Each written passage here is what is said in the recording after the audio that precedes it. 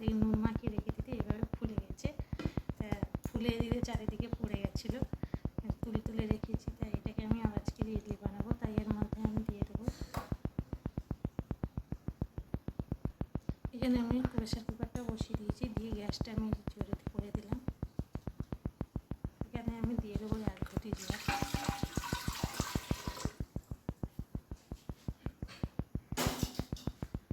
জলটা ততক্ষণের মধ্যে গরম হবে।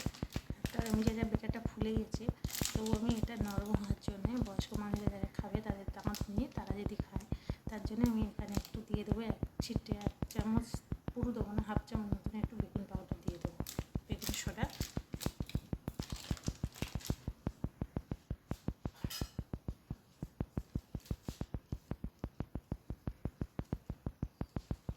এই বেকিং সোডাটা দিয়ে দেবো, এটা সোডা। আপনারা চাইলে বেকিং পাউডারও দিতে পারেন। এটাকে এর মধ্যে দিয়ে ভালো করে মিক্সড করতে হবে।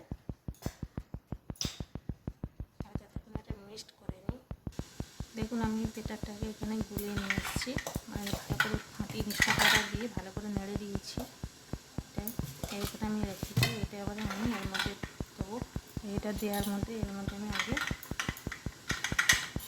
একটুখানি তেল দিয়ে দিতে হবে। তেল আপনারা চাইলে তেল বা ঘি দিতে পারেন এর মধ্যে, দিয়ে তার মধ্যে এর মধ্যে একটু তেল বা ঘি দিলে ভালো ওঠে।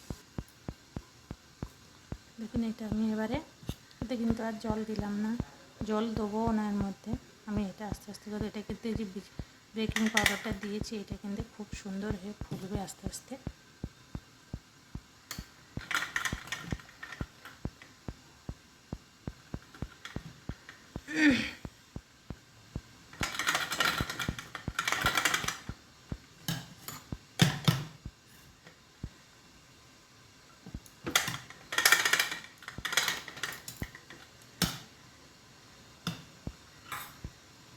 আমি আবারও একটা এর মধ্যে দিয়ে দেবো।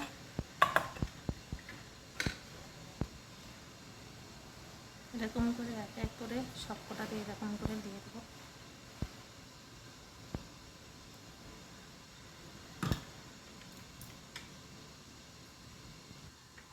দেখুন আমি কিন্তু সব কটার মধ্যে ঢুকিয়ে দিয়েছি, 3টে নিয়েছি, 3টের মধ্যে দিয়ে দিয়েছি।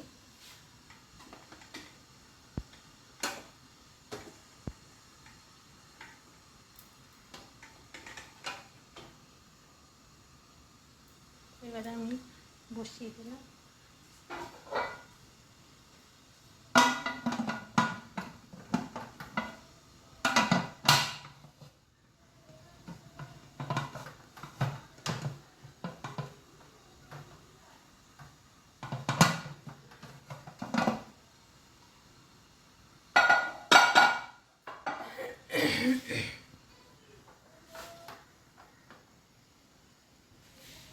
এটাকে আমি বসিয়ে দিয়েছি। এবার আমি এটা গ্যাসের ফ্লেমটা বাড়িয়ে দেবো 10 মিনিট। 10 মিনিট জোরে করে দেবো, দিয়ে 10 মিনিট আবার কমিয়ে রাখবো, মোট 20 মিনিট এটা। দেখুন গ্যাসটা আমি 10 মিনিট জোরে রেখেছিলাম, এবার ফের গ্যাসটাকে আমি কমিয়ে দিয়ে, জোরে ছিল কমিয়ে দিয়েছি। এবার ফের আবার 10 মিনিট এরকম কমানো দরকার, তারপরে আমি সেদ্ধ হয়ে যাবে। তার সঙ্গে সঙ্গে দেখুন আমি এখানে একটা ছোট প্যান নিয়েছি, দেখুন আমি এখানে একটু করে তেল দিয়ে দেবো।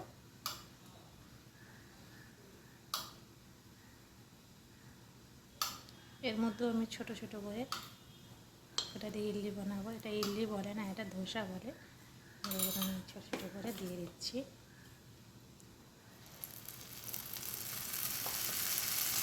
এটাও আমি 1 চামচ করে দিয়ে দেবো।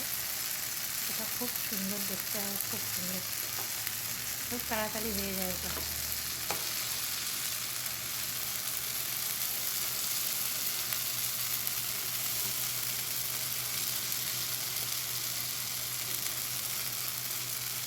এটা কিন্তু খুব স্লো আঁচে রাখতে হবে, আর স্লো আঁচে এটা বসিয়ে দিতে হবে।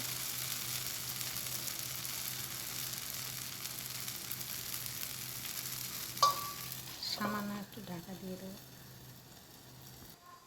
দেখুন এবার আমি ঢাকনাটা খুলছি।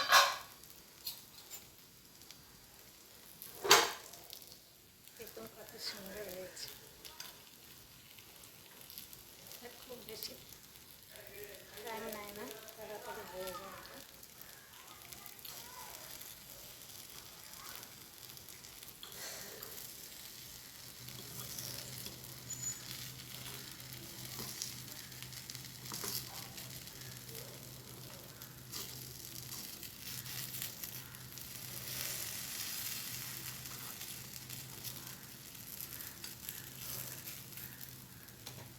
আর ঢাকা দেবো না, এভাবে হয়ে যাবে।